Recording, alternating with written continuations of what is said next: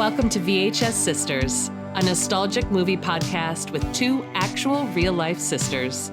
Get into some jammies, grab your favorite beverage, and come hang out with us as I force my little sister to watch all of the movies that she missed growing up. Hello. Hello. Do you feel spooky? A little bit. Do you feel witchy?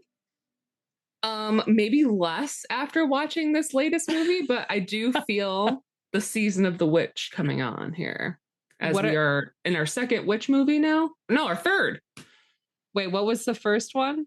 Practical Magic. Oh, right. Practical Magic. If you could call it that. And then the Witches. Witches, and then here we are today. I could not let this spooky season pass by without introducing you to a movie from 1986 that was my entire grade school personality, The Worst Witch. Oh, my gosh. 1986. So you have never seen this movie. Never once. Have you ever seen the remakes? There were a couple remakes of this particular film. Not that I know of, unless it was titled something else and was a smash hit, then I completely missed it. Well, it was, so first of all, well, we'll just get right into it. This was based also on a series of books that were written in the 70s. Which is crazy because I feel like we just have to talk about it right out the gate, that this is basically Harry Potter, right? Oh, yeah. Mm-hmm. It's 100% Harry Potter. Every time I watch it, I'm like, wow, how did she, who must not be named, mm-hmm. how did she not get sued by the author of the original books, who wrote, I think her name was Jill Murphy. Okay. She was Jill Murphy, who was a British author. And she actually wrote these novels when she was a teen. Wow. And she based it on her experiences in a British boarding school. Okay. So, yes. So she wrote all of this magic school stuff back in the 70s. It was adapted into this made direct for television movie in 1986, the one we're talking about today. Oh, yes. And then direct to TV for sure. Direct to TV. And then it was also made into, I believe, a mini series in the late 90s, early 2000s, because I think that they were trying to recash in on that whole Harry Potter mania that was going on. And then the BBC redid it again in 2017 with Bella Ramsey of Game of Thrones fame and Last of Us fame. She don't played recall seeing that at all. Yeah, no, it was. It's been adapted several times. This is the one that I connected with because, again, it was the perfect time. I was very impressionable. I just want to know. Let's get into it. Your general impressions of watching this film for the first time. I will say in the first maybe 3 minutes of the movie, I kind of had a feeling it was going to be a little bit of a doozy. In what sense? In what sense? Well, I mean, and I'm trying to give grace for the sake of 80s practical effects. So when she goes to ring the bell, the not the headmaster, but one of the main evil teachers who, Are you talking about Miss Hardbroom? Yes, Miss Hardbroom. Yeah. Sidebar, did you clock who that actress is? She felt familiar, but I don't know her name or what. I can't pick her from where she would have been. I'll tell you in a second. You tell me, what is this effect that happened that jarred you from the beginning? It's like the two screen effect where she's flying up to the bell tower to wake the girls and ring the bell. It's just very still shot of her sitting on a broom, shakenly put over the other screen of filming up to the bell tower. And I was just like, oh, here we go. They had a green screen, and let me tell you, they used it. Yeah, they did. They used it. They're like, the amount of green screen footage of people on brooms takes up about maybe 35-40% of the movie. It's mostly just static shots of young witches and teacher witches on brooms with background moving behind them, and they're clearly like their hair is not, their capes are not whipping in the wind, their hair is not moving, they didn't even have a fan, they just had a green screen. so you didn't recognize Miss Hardbroom, who is clearly the Snape of the movie. Yeah. Right. Mm-hmm. I think we can all agree. Right. I'll try to jog your memory since we've all watched the show. She was also in Game of Thrones, and she would have been much older, and she's probably... Oh, no way. Was she Olenna? Ding, ding, ding. Wow. You got it. Yep. She was Olenna Tyrell. Awesome. Yeah, no, she was also known... I think you're probably too young to remember the series The Avengers from the 60s. Yeah, no. So you don't know who like Emma Peel is or anything like that? No. Is that Marvel Avengers or anything like that? No, it's different. It was like... I mean, I have no idea about either a franchise, so... It's fine. Yeah, no, the actress name is Diana Rigg, and she was very famous for playing Emma Peel in the TV series The Avengers, which was like a 1960s British espionage, sort of like a James Bondy thing. Okay. But it was like a guy and a girl, and they solved mysteries and stuff like that. And she was hot. Like, after we get done with this, you're going to look up Emma Peel. You're going to get some 60s fashion inspo. I'm ready. So yeah, so right away, I was gonna say that scene where she's ringing the bell, that happened in the first 2 minutes. So you mean after 2 minutes of watching this, you're like, I'm out. I was already going like, what in the absolute hell will I be watching tonight? And obviously it's on YouTube for all of those who want to partake. Thank you so much to the channel who provided it. We'll link them below or something. We'll link that link below. We'll link her because she's doing the Lord's work. But based on that, I think it's an hour in total. Obviously, if it was made for TV, there'd be commercial time for giving it like a 90-minute runtime. I was just kind of like, okay, this is what we're doing today. Let's find out more, And then as it starts kicking off and the girls are waking up, I'm like, okay, I love a school setting. I love an all-girls school, possibly, but then we'll get into why that's probably problematic further on. And I can't wait to talk about it, because these are the most inappropriately horny 10-year-olds I've ever seen. Yes. We'll get into it later. Okay. I love that dark academic setting. Mm-hmm. I also love school uniforms and again, the Harry Potterness of it all. I'm like, give me this little boarding school. This was my dream, to be sent away to a witch school. And I was like, why couldn't I have been born in the UK and just gone to a school like this? That would have been my dream. I know. It makes me like think if I were to ever have a child, I'm like, I must send them away. Yeah, you don't want to look at that child all day for a lot of their early education and young adult life. Absolutely. Probably better for them that they're off in a castle learning spells. I mean, what more could you ask for, And then speaking of learning spells, they get right up and they go to class. Correct. And they're basically in chemistry class. Right. And they're all required to make potions, right? So like Mrs. Hardbroom, or Miss Hardbroom, of course, being the evil potions master teacher here. Like, let's draw some more parallels that somebody like to rip off completely. It was a direct rip. Like, you cannot not see that. Like, potions must be an evil teacher at all times, right? Like, you can't have like a good potions master. Absolutely not. No, you're going to be slipping poisons and potions into everyone's stew.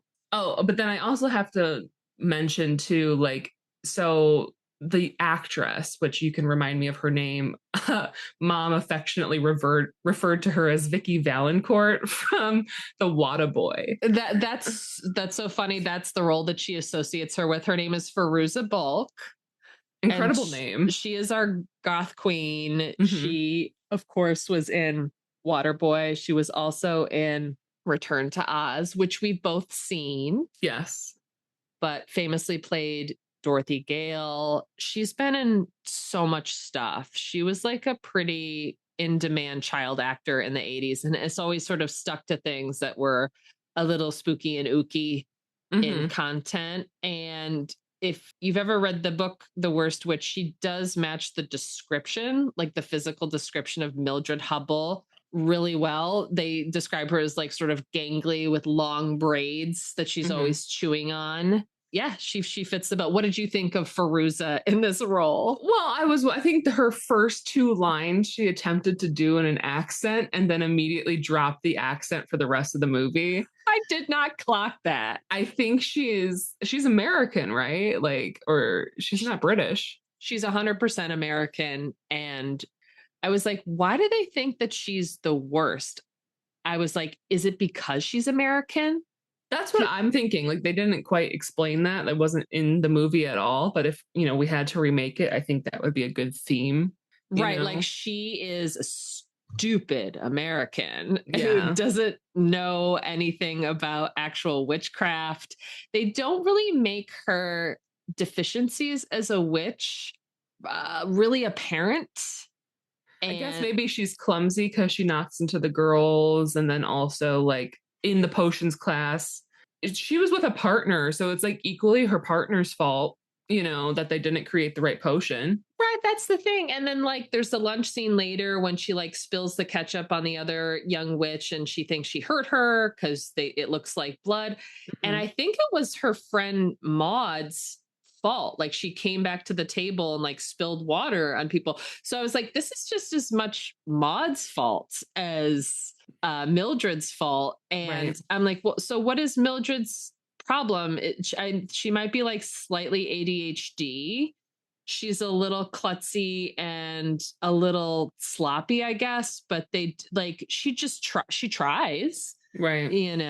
So yeah. Do you think she did do you think she, apart from like dropping the accent 5 seconds in, do you think she did a good job, or did she I think she did. She kind of convinced, I'm saying like her eyes do a lot of acting. And I think that's probably why she was in demand, because she's a good face actor. Like she was like able to kind of like show being, sad or worried and laugh, and like she's very expressive. So I think she didn't do a horrible job at all. Like honestly, she's probably the star performance of the entire movie. But I mean, there are a lot of other notables that we will mention too. But I really thought that she did well, besides dropping the accent, because you heard in like the first like 5 minutes of the movie, you'll hear her attempt a British accent, and then like throughout the rest of the movie it's just gone. I'll have to watch again, because I did not catch that, and that is something that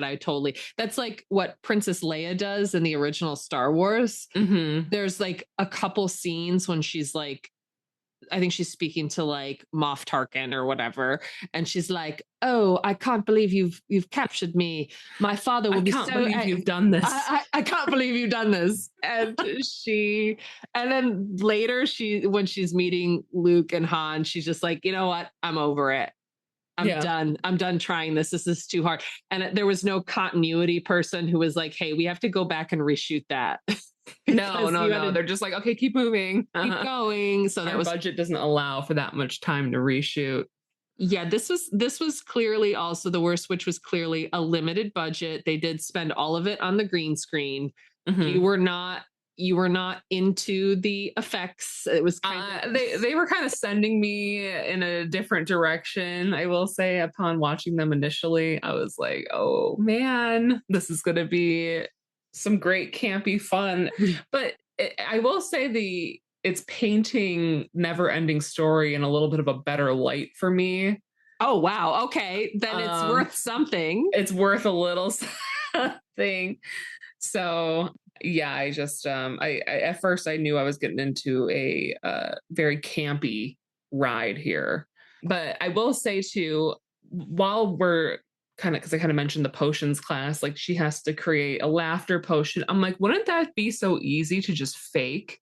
And just be like, ha ha ha ha ha, don't taste it, you know, like just to slide by in class. Like, wow, I love how my mind goes. Yeah, you're like, how can I just like skim through this potions class? Yeah, and get this crazy lady off my back, you know, and just like, ha ha ha ha, it worked. It worked. Good for me.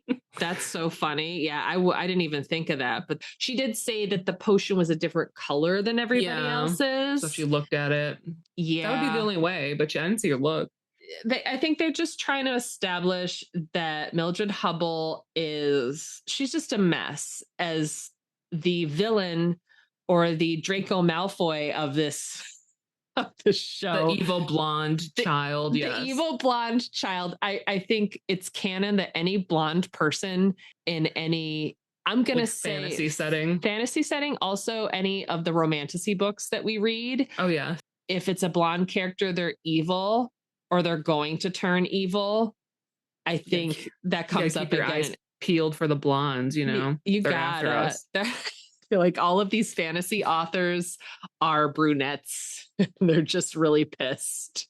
Either bottle or natural, you know. Exactly. She's like, I'm an autumn. I am an autumn.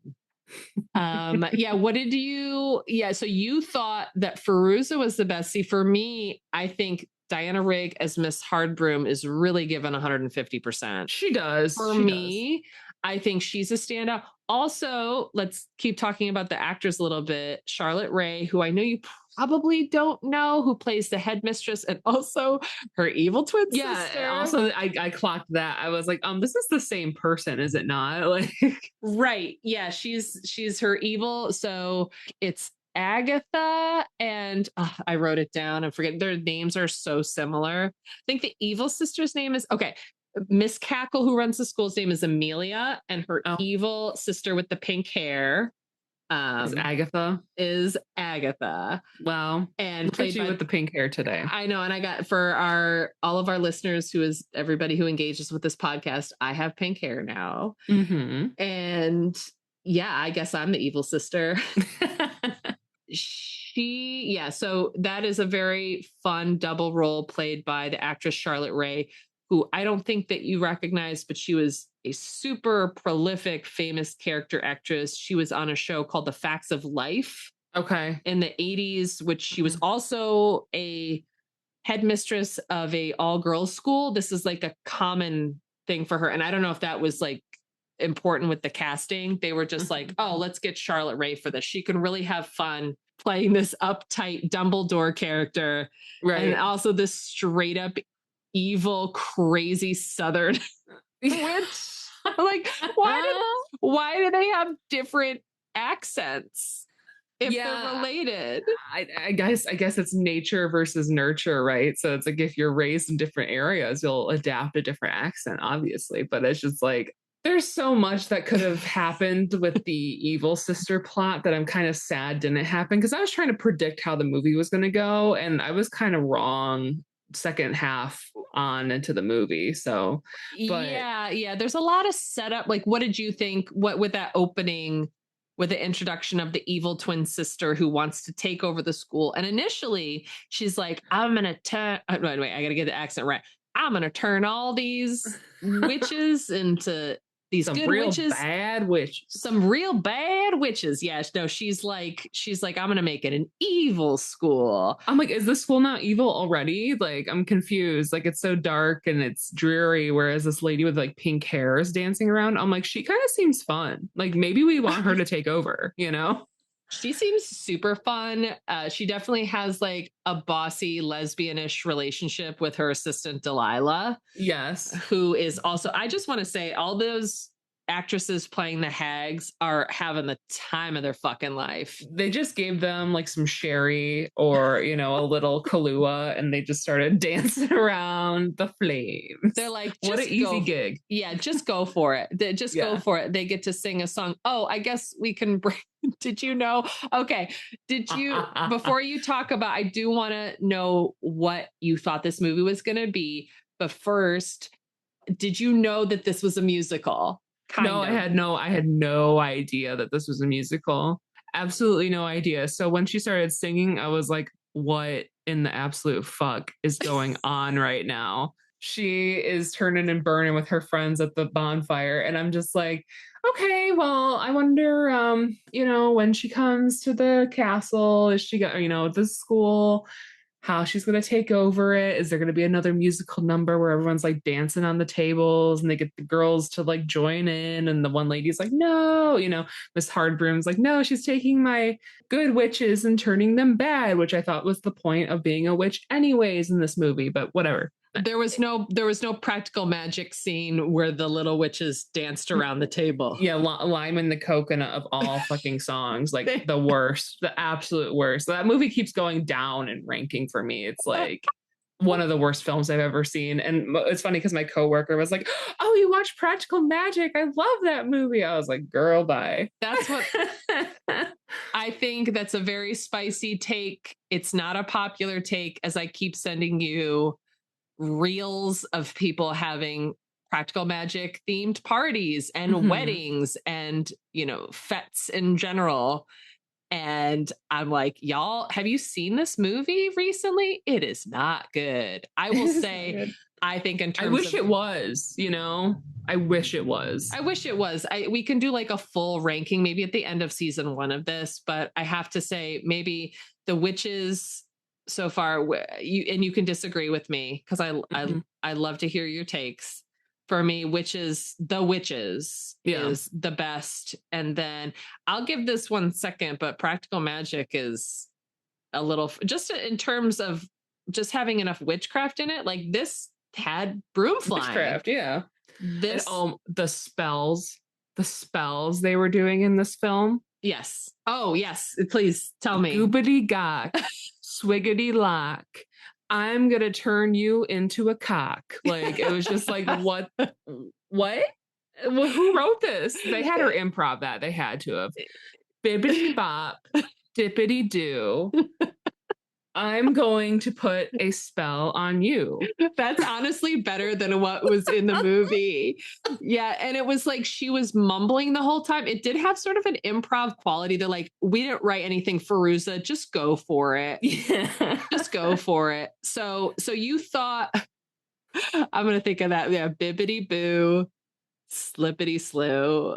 That's every spell. I was like, no. Maybe that's when the she who must not be named was like, you know what? I'm gonna write some like shit that sounds real. Yeah, I will give that. I will give it up for her in the sense that like I like how in Harry Potter all of the spells have a Latin root. So if I feel like it's like a soft way to teach children Latin. And you know, I went to Catholic school, not an all girls boarding school, but we had to learn Latin. And I remember reading when I read the books, I was like, oh, I know what that. Like Veritaserum, right? It's like, oh, truth serum, right? I know what that is. What did you think once they introduced evil Sister Agatha? Like what, in terms of plot, like what were you thinking was going to happen? I thought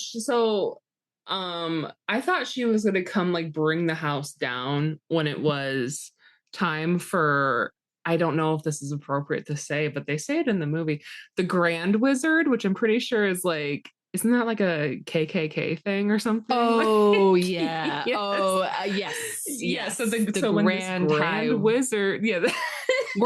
We can't put this on YouTube because we will get flagged. Well, and you know, it's what's in the movie. I'm just telling what's in the movie. Right. But when I thought she was going to like destroy the show or like, because everybody's pining after him, so I'm assuming she was gonna like steal him somehow, or like, I don't know. I thought she was gonna have a much larger role in the film than she actually did. Right.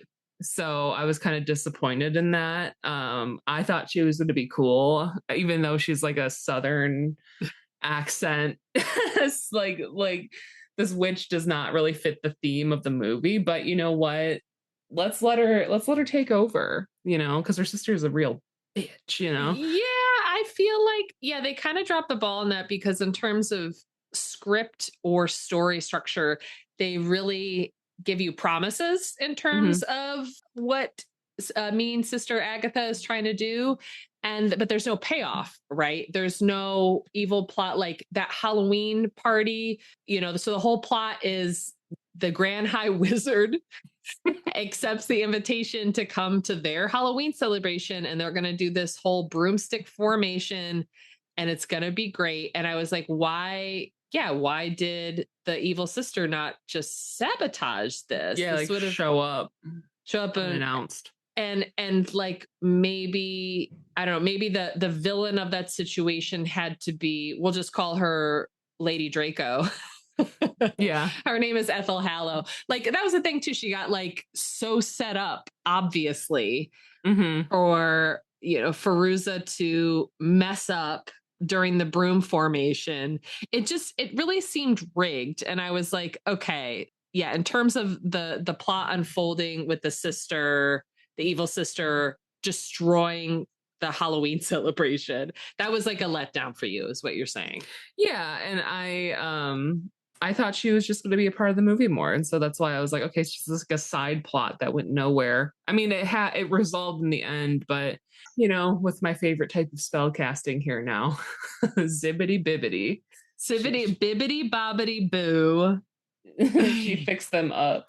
But I did make a note saying that these Southern witches are out here like it's Ren Fair. Yes. Yeah. You know what? We need a whole other movie with just these crazy witches, because they were the most fun, even though they were like placed in the movie very awkwardly. I remember as a kid, getting back to like my obsession with this movie, I remember resenting them because they were an interruption from the school stuff, specifically how they're like introduced in the middle of the kitten giving sequence. Oh, yes. I don't know if you caught that. That's definitely my favorite and still my favorite part, when they give out I was like, every first year gets a kitten. I was like, where's my kitten? They're all black kittens too. They're all little baby black kitties, except for Mildred's. She gets the tabby. Yeah, who she also, another racist thing is like she wants to name it Blackie. And I'm like, I don't know if this would slide. Yeah, no, she's like, I'm going to name it Blackie as a joke, haha. And then she ends up naming it Tabby. I was like, you couldn't give it like a cool witchy name. It just, Mildred's kind of basic. Maybe that's her thing. She doesn't have a lot of imagination. She sucks. Yeah, she's the worst witch. That's what she fucking sucks. She's got no imagination. Yeah. I mean, to be fair to her, honestly, like even back in the potion scene, it's like she made a much more powerful potion than any of these other girls did. I was like, you know what? She's actually like, seems like she's kind of bright, but obviously she's not following the plan. So that's where in school you're not recognized for like your strengths. You're criticized for your inability to follow rules. So Mildred was, we would call her now neurodivergent. They would have a special program for her now. They would have learning aids and perhaps get her a tutor, instead of inviting her to the headmistress's office and having the headmistress say to her face, "You're possibly the worst witch I've ever seen," which is just so brutal. I was like, this is not like, how did she get even let into the school if she is so bad?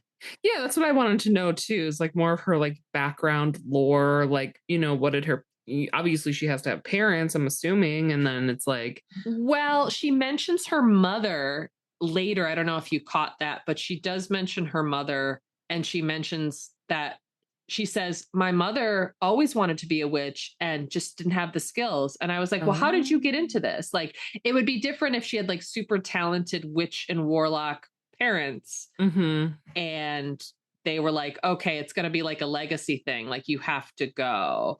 She's basically like Rory Gilmore being expected to go to Yale. Like, you're just going to go, right? Because everybody else is gone. So that would make more sense, but they don't really dive into Mildred's lore. Maybe they were limited on time, but I feel like even 1 or 2 sentences would have enhanced that a little solidified bit. her position at the school, or like why she has to be here. Like, why couldn't she have gone to the school in Alabama with these other kooky ladies, That's this is the TV movie I want to see. Yeah, I want to see like Southern swamp witches. Like, ooh.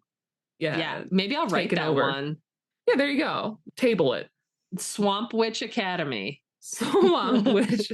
Back Swamp Academy. Fog Witch University. Fog Witch University. So I have a question. Yes, of course. Is the side, speaking of a Swamp Witch, she has an assistant, right? Who's like with her. Delilah. Do I know her from somewhere? She looks familiar. She does. And it's interesting. She kind of reminds me of, do you remember the actress who played the assistant in The Witches?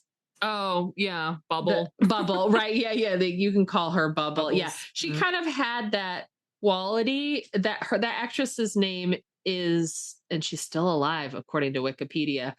Her name is Sue Elliott. SU is how she spells it. And she has just Turkish. She's British. She's in her 70s. And she, according to her Wikipedia, has just been in everything. She was a Ministry of Magic witch in Harry Potter and the Goblet of Fire. Okay, that tracks, yeah. Yeah, she was in the 2011 version of Jane Eyre, which is the one with Michael Fassbender. I don't know if you've ever seen that, but it's pretty good. No, yeah, she's just like an actress who works. She's been like raunchy woman in other British movies. So yeah, what were your thoughts on Delilah? Did you love her? I thought she was, not that it would have been like quite the age range, but she reminded me a lot, and not to refer, whatever, it doesn't matter.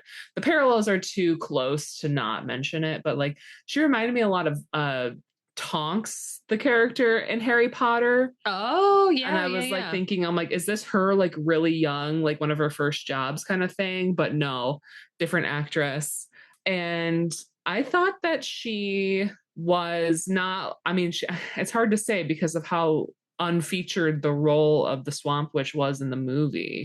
She wasn't like a pivotal character or anything like that. Like, it wasn't something that like you had to pay attention to. But I thought that there could have been a little bit more. Like, I kind of, like you mentioned with the witches, the assistant kind of turns good sort of thing. Like, I was thinking maybe there'd be a little plot and a scheme in there. Maybe she wanted to like derail both sisters and be the top dog of everything. Wow, I love your whole like lore for Delilah, who's she's clearly just like a funny gag side character. Right. And I was like trying to imagine, like I said, the second half of the movie really took me for a loop. I was not prepared for the music. Also, we did talk about the cat. So she got the cat, Tabby, and she has to fly with the cat on the broom. Right. The cat noises. Meow, meow, meow, meow, meow, meow, meow, meow. I was watching it and I was like, is Melanie going to clock how it's literally just a man saying meow? They don't have actual cat noises. They just have somebody saying meow. Why did they do this? I don't know. It's so bad. Meow. Just like, hold on, Tabby. Oh, my cat is looking at me right now. Oh, she's kitty, like, so sorry. Why are you making this terrible noise? Yeah, I'm so glad you caught that, because that's one of those things. There's like a jankiness to this movie that is really endearing. And I feel like, if you watch the credits, I'm like, maybe like 20 people worked on it. So they were just like, we need somebody to do a cat noise. You, the guy holding the microphone. Meow. Meow meow. Yeah, Tabby has some interesting noises, especially on the broom. All that broom flying, very hazardous. Very hazardous. They're not wearing helmets. They fall a lot, and it comes up a lot. And I'm like, where are the safety regulations? Also, I love how let's backpedal a little bit to the broom lesson. Mm-hmm. Another thing that J.K. Rowling straight up ripped. That whole scene is from Harry Potter. I mean, it was put in Harry Potter 1. The big difference is that we have Miss Spellbinder, who's the flying teacher, who's hot, who is a hottie McHot. I don't know how else to describe her. She's a babe. She's a fucking babe. And I was like rewatching it last night, and I was like, has anyone cosplayed her? I feel like I have to recreate this outfit, because the goggles, the cobweb on the back of the cape, the crimson cape, like some leather accessories. I was like, woo, girl. And a universally loved teacher, much like the flying instructor in Harry Potter. Was she though? The I forget her name, the one with the cat eyes. Yeah, I think she was appreciated. She wasn't like she really only showed up in like, I think maybe 1 or 2 movies, one of which being the first one. Right, because they talked a lot with Harry Potter, like it comes up because flying, like learning to fly, is a big thing for like first and second years. Right, especially if you want to do sports. If you want to do sports, and like Quidditch is like a big thing, and they talk about that. Yeah, I don't remember her. They definitely did, in Harry Potter, they definitely took away that young, sexy quality. No. Miss Spellbinder is like, ooh, wow. Yeah, and I remember like being a kid being like, oh, like, you know, being too young to like know what that feeling was, but being like, hey, I like how she looks. She looks cool. She looks cool. Yeah, I want to be her friend. Yeah, I think this is, speaking of hot people, I feel like this is a good time to bring up, I guess, the second part of the movie talks, it's when we learn that there is a Grand High Wizard, and we know because we see this headshot of him. And he is played famously by one of the greatest actors of our time, Mr. Tim Curry. Yeah. And again, so I just want to know your take on seeing all of these. I'm assuming 10-year-olds. Again, I'm going to say I don't know how old kids are. 10 or 11, and just getting so horny for this. Him. They're like passing the photo, like licking the photo. Everyone's got it in their locker. Even the teacher's like, oh yes. Like, yeah, everybody's so turned on by him, which I think is crazy. I was like, oh no. I go, this is probably why it's bad to have an all-girls school, because everybody's like pining after this one dude who's not even legally, who knows, but legally allowed to have relations with them, like in the UK. But I'm just like, damn. You're like, I don't know the age of consent. I don't know. I mean, I know it's not 11. I would hope not. Like, Jesus Christ. But I'm like, these girls really love him. They want a piece of him. That's I think one of the funniest moments of this movie for me is they're all passing around this headshot, which is clearly just like Tim Curry's headshot. They just had him like get one from home. They're like, here. Send him to Kinko's, and they're like, hey, get like 3 of these printed. Sure. And Miss Hardbroom is like, what are you girls looking at? And then takes it and then proceeds to like get so wet looking at it. I don't know how else to describe it. Yeah. Oh boy. Yeah. No, she was loving her some Grand High Whiz. She was thirsting. She was thirsting after him. So like, there's all this setup. We have Mildred being put. Well, first of all, before she gets put on the special broom team to like do a demonstration for the Grand High Wizard, she accidentally turns Ethel Hallow into a pig. Into the pig. So we have some pig comedy. What did you think about that? What did you think about this pig running around? I mean, I thought it was appropriate, and it's kind of funny to see how the other girls turned on her, and they're like, you know what? Yeah, you stink. Like, you this, you that. And it's like, okay, so now that she's not like in a physically threatening body, you can easily talk down to her and let her know how you really feel, kind of thing. I just thought it was wild that they like, there's a couple references to like how the pig smells. And I'm like, y'all, pigs do not smell. I mean, I guess they're like if they live in mud, I mean, yeah, but they're actually very clean animals. They're very clean. You can keep them in the house. And she would have just been like transformed into a pig. I don't think she would have been that stinky, but I guess maybe because she was like I don't know how you would call it. I know like when you have cattle, it's like dairy cattle or beef cattle. She's like a pork pig. that there's a pig for eating. That's a pig for eating. You got a pig for loving, and you got a pig for eating. I'm gonna recast you as the evil witch. Dude, I'm ready. When I was in theater school, when I was but a child, they were like, you should really wait. I think this was just their way of saying that, like, I wasn't an ingenue type. Like, I would never be cast as Juliet. It would always be I was Lady Capulet in a touring production. So I was always like the mom. And they're like, yeah, you should, do a master's program just so you can like age into roles that you'll be cast for. And I was like, great. I have to wait until like I'm an old crone. And now I'm fully in my crone era and I'm loving it.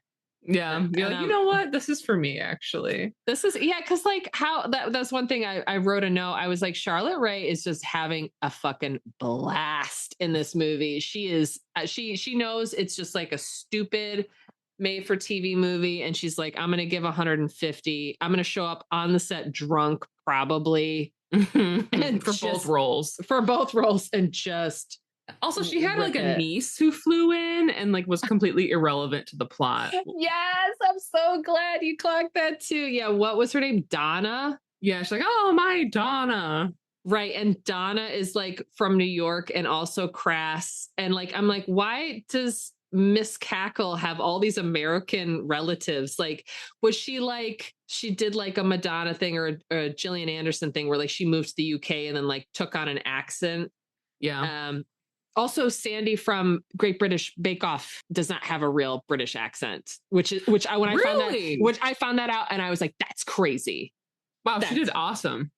She has like an American accent but she lives in the UK and she just like adopts that accent. So maybe that was also what Miss Cackle was doing. She's like, I'm here. I need these girls who are all British to respect me. She's like, I'm going to speak properly and I'm the headmistress now. Right. Yeah, definitely. This is an anti-American witch movie for sure. Wow. I just want to talk about the okay, let's focus on our greatest actor, like possibly of all time, Tim Curry. Sure. Yeah, I'm ready. That fucking Halloween number is crazy pants. And he flies in on like a king size sheet, which is also crazy. I'm like, what is happening with this right now? Like this, I was like, this movie has taken me in a completely different direction. Like I had no idea what was coming. To see him fly in like that and perform this number. I want to listen to it again. Everybody should listen to it upon exiting this podcast. But no, I think maybe, and I'm setting myself up for this, so now I have to do it because I'm going to say it in the podcast. I'll try to cut in a little audio right here, okay, so we can all hear it. Yes. Anything can happen on Halloween. Your dog could turn into a cat. There may be a toad in your bass guitar, or your sister could turn into a bat. Christmas time brings the snow. Summertime brings the sun. But on Halloween, your blood begins to run. Something spooky is going down. And I'm going to also provide a link to the actual song if you don't want to watch the movie, which you should because it's only an hour. It's only an hour, and you can, I mean, visually it kind of tells a similar story. So as long as you check back every like 5 minutes to see what's happening, I think you'll be okay. I think the visual component is essential because again, they had the green screen. Yeah. They had this green screen and they were like, we're just going to literally act out everything that he says. So when he says, anything can happen on Halloween. A dog can turn into a cat. He shows the dog and they show the cat. Well, the music video, you must watch it. That's what I'm saying. You have but to. like the whole film so much. I mean, obviously I watched it and you should too. But if you're revisiting it, I don't think it's completely necessary except for this music video. Yeah. What were you? I texted you last night and I was like, will you please record yourself watching this? You couldn't do it. I couldn't. But I will have to. I watched it mostly on my phone, so that's the thing. Like I had it with me with my AirPod in, just like holding it, watching it. But it was bonkers. I kind of loved it, actually. I really did. I think that the main thing about this song, which is for me the highlight of the film, I think my biggest takeaway is that Tim Curry could have just phoned this in. He could have just sang the song and left it at that. He didn't have to go so hard for us, but he did. He did it like he was up for a BAFTA, which is the British equivalent of the Oscars. He was like, I'm going to just go for it. When he whips out his tambourine at the end, I'm like, I think this is as good as it gets. Right, with artistic expression. Yeah. He says tambourine and then he pulls it out and he begins to play the tambourine. What did you think of all the green screen visuals and this? Essential, right? Yeah. Essential for him for sure. I think when I mentioned saying like you don't have to watch the full film to get the gist. If you're easily motion like sickness, maybe not a good film for you. It is quite shaky when it comes to those green screen scenes. But I thought that for his music video, it was 100% essential. Like there's like a skeleton, there's a moon. He's talking about people's hair turning green, which they all had green wigs on for this Halloween festival, I believe. Like unless it was just a lighting thing. But I feel like the girls in the school all had green hair. You might have to rewind and clock that. I didn't notice the wigs. I did notice they were putting on face paint in the Halloween themed bathroom, which I was like, ooh, I'm gonna do my bathroom like that. Yeah. Ooh, I need this. So fun. I didn't notice any green wigs, but he definitely has a lyric where he's like, your hair could turn green. He's talking about all this crazy shit that could happen on Halloween, which, I think he's just establishing that like Halloween's the best. Yeah. Like best holiday. Oh yeah. He talks about every holiday. Yeah. He's like, Christmas fucking sucks. We have New Year's Eve, whatever. Well, he goes boring. Yeah. Boring. He's like, it's over. It's over. Done. Yeah. He's Mr. Halloween Town and he's not afraid to show it. Maybe Tim Burton also ripped this film for his Nightmare Before Christmas.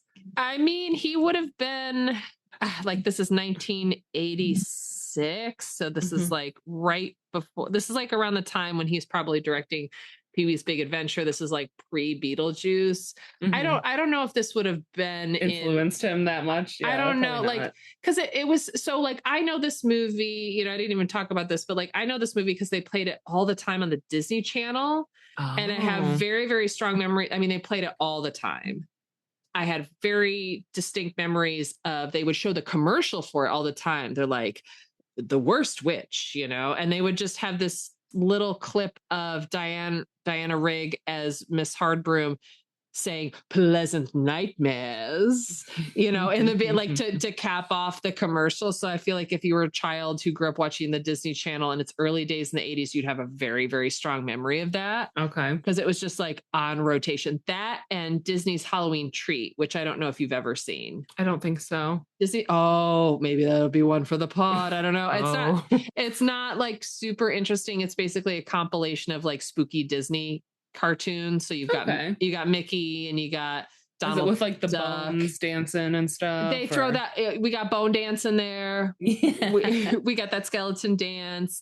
We have. I think that they show a clip from Fantasia when they do the Night on Bald Mountain with the devil. Okay. The demon guy, and they show like it's just basically it's a clip show of like anything that Disney did that was spooky, and they just called it Disney's Halloween Treat, which had a very distinctive, memorable theme song to it, which I'll show you later. Did you Okay. like any of the songs in this movie?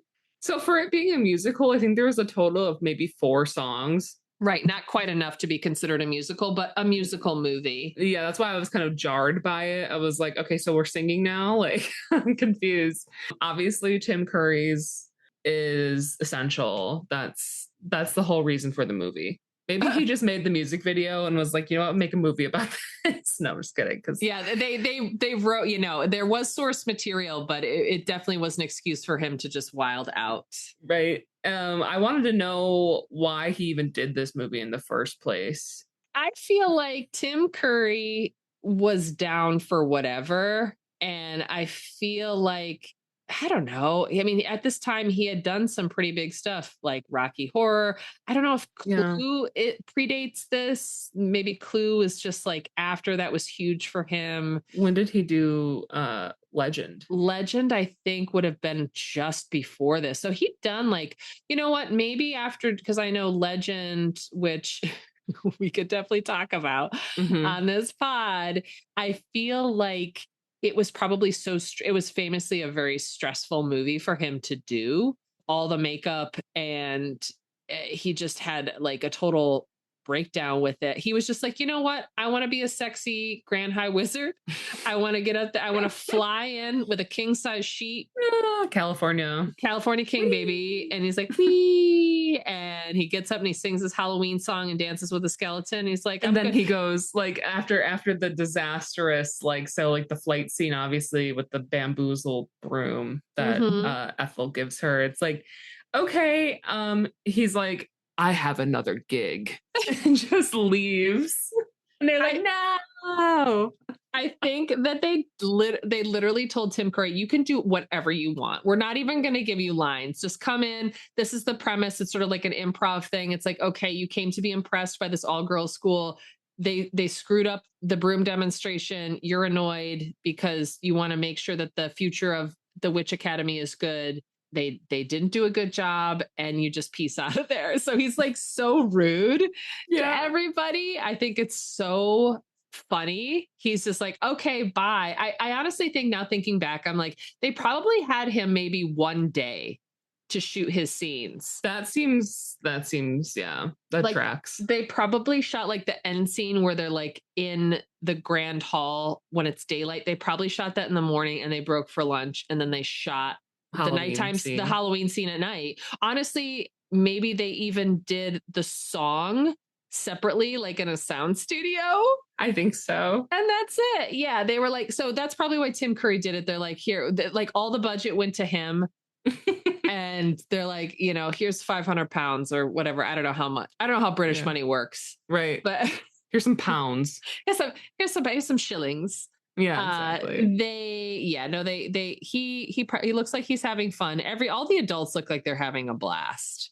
Yeah. I just want to say, and it was probably just like a fun little day gig for them. And they probably knew that they would make a lot of money in, what is it, when they re-show something? What is that called? Residuals, yes. Replays. You know what I'm saying. So, I mean, and after that Halloween song, everything is pretty much downhill from there. Like Mildred runs away. She fucking leaves. And I'm like, okay, so you're leaving this school that like you hate probably because everyone there kind of treats you pretty bad, I would say very poorly. And you're leaving, and then you see the bad witches. Right. And it's like, I thought she was going to join them. Right. Yeah. Because like, why would Mildred care about all these people who were so rude to her and were so quick to shun her, possibly expel her? Yeah. The ending of it is a little too quick. Yeah. It's not really earned. We don't see, like, Mildred doesn't go through like a huge character arc. She's just sort of like a clumsy fuck up, for lack of a better word.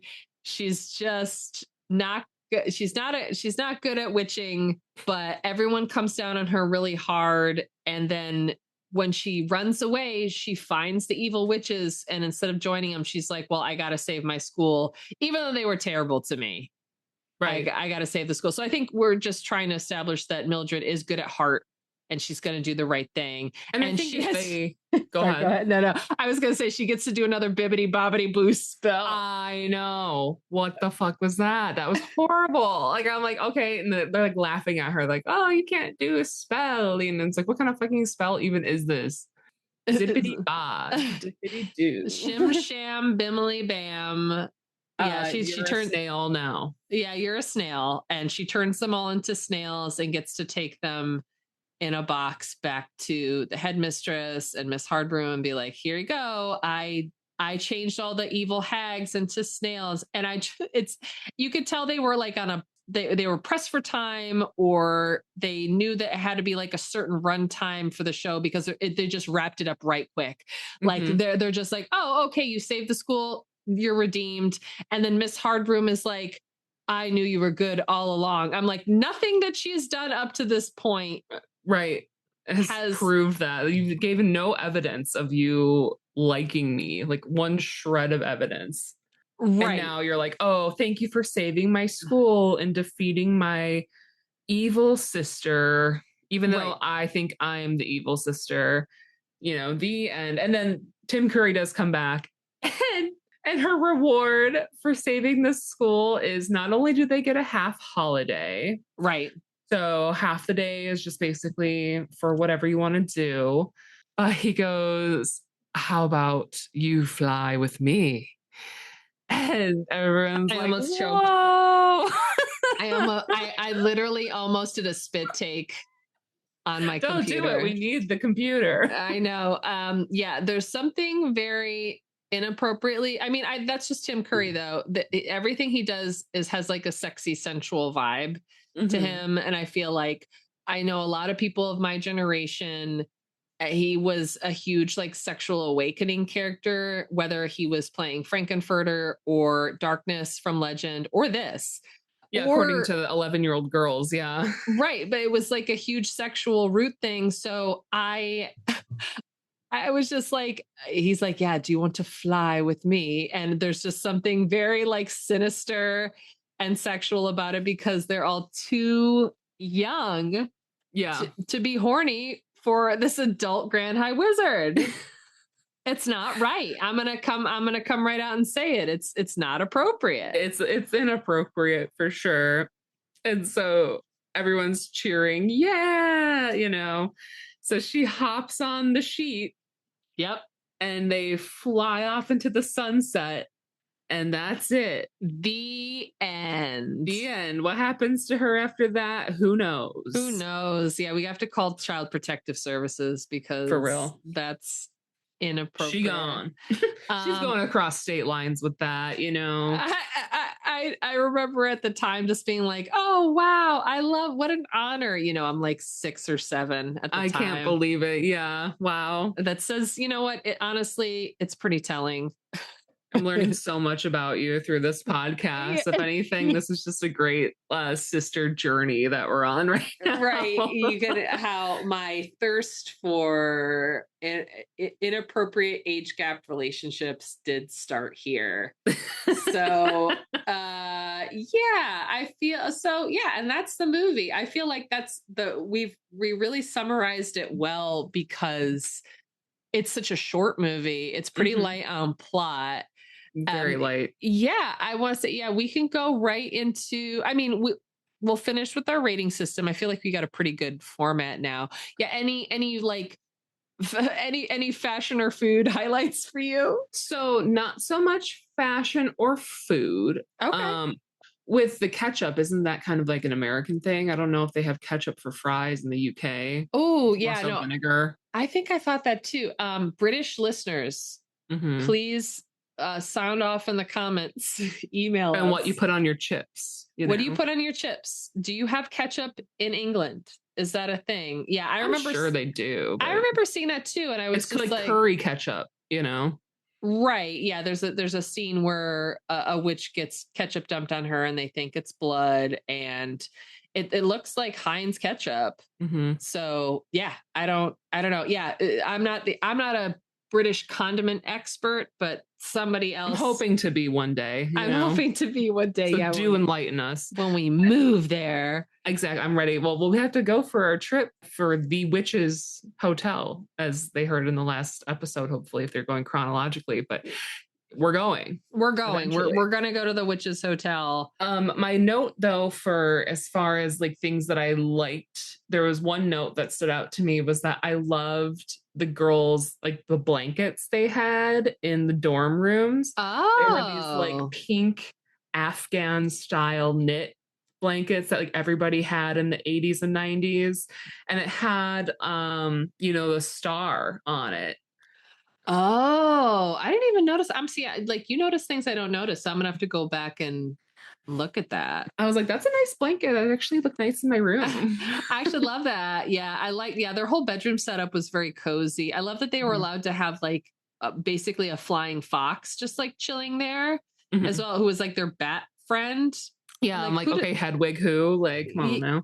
Yeah, it's a clear rip. I think between this and there was another movie in the 80s, which I don't know if you've seen, called Young Sherlock Holmes. I have not. Okay. I mean, that's one I saw like later in life. So I didn't grow up with it. So I don't know if it's relevant to this podcast, because I feel like our theme is definitely something that I've watched, but that like you totally missed. But anyway, with Young Sherlock Holmes, it is a similar format. It is a magic academic setting. We have three main characters who are definitely like Harry, Ron, and Hermione.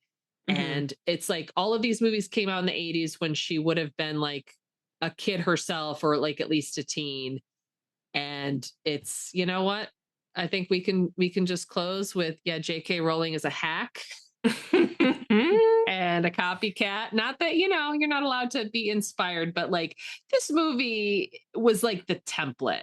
Right. Yeah, I think she was definitely like, oh, maybe she watched it and was like, I could write this better, or sure, or let me take a little trauma and add it to what I want to do with mine, and some Latin, throw it in there. Yeah, I mean, maybe she also, like you, she's like, I wonder more about Mildred's backstory.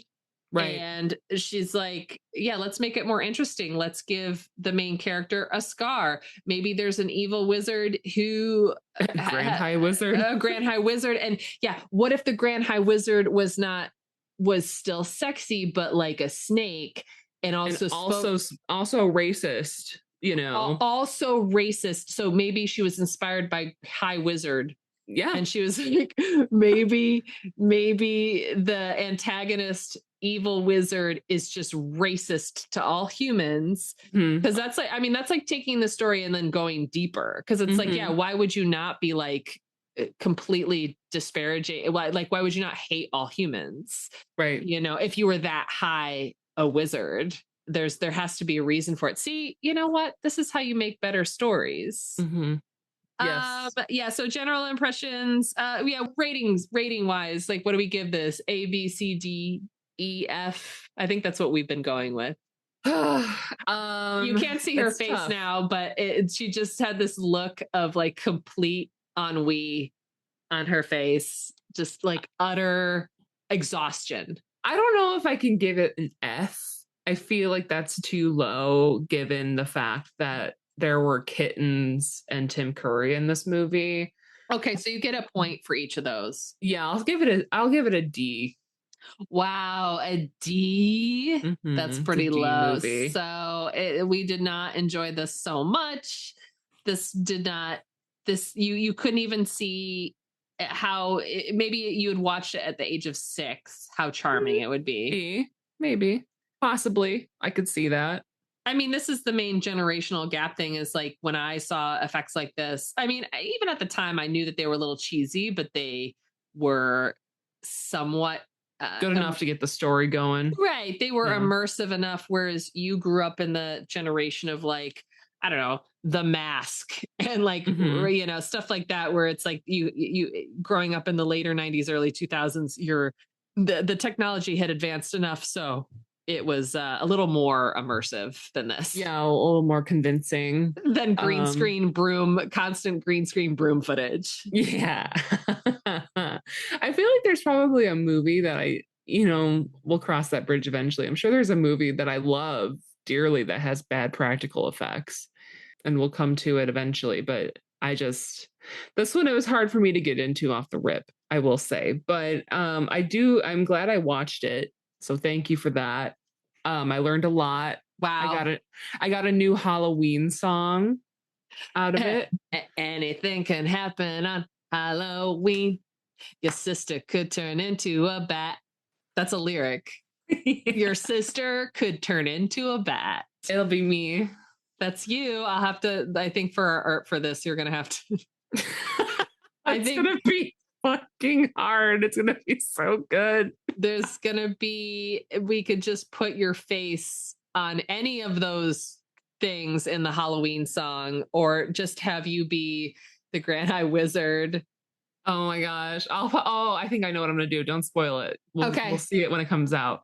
Great. Yeah, there's no shortage of visual inspiration for this, and screen grabs and whatever. So if anything, like, it's just like J.K. Rowling was probably, it was a good prompt for her to get her rolling with her multi-billion-dollar industry of witches and wizards. It's going to inspire us to do better art, because, you know, we and more inclusive art, you know.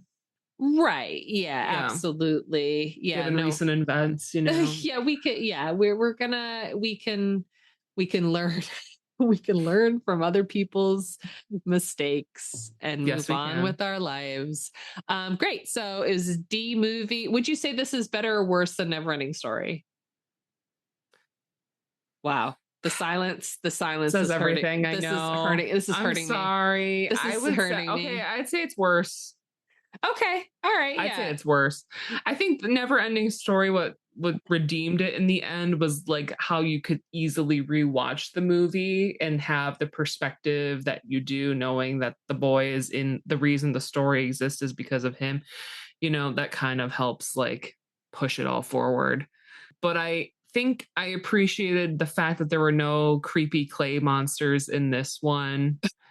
All the animals were basically real. Like, I assume the bat was real, like a stuffed bat, maybe. Bats and the cats were. Wait, who were the creepy clay creatures from the Never-Ending Story? Are you kidding? The freaking rock guy that I hated. Oh, rock biter turtle. The rock biter. I was like, who's a clay creature? And you're talking about the rock biter, a beloved, beloved creature to many children of the 80s. But you fucking hate that rock biter. I hate him so much. He's a piece of shit, and he needs to know it. Wow. Okay. Sorry. You know, no, it's okay. You come to the more we get into this, the more you're not shy about your hot takes. And I love that. Honestly, we have to drive up views with rage bait. And if people, between you hating the rock biter and our mutual loathing of practical magic, I feel like we're going to get a lot of haters who, incredible. I'm ready for them. And you know what they say, haters are just fans with a different flavor. So that's right. You know, that's what I'm going to close with. Yeah. So thank you so much for listening to this episode, this wonderful episode, VHS Sisters. And thank you so much. Make sure you email us, you message us on social media, you let us know your thoughts. Tell us if you've watched this movie. Give us an honest rating, like I just gave my honest rating. Right. Yeah. Maybe you're annoyed at everything we say. That's fine. Just put it out there. Let's have an honest conversation. Let's get it out. Let's get it out there. And yeah, if you enjoy this, like and subscribe.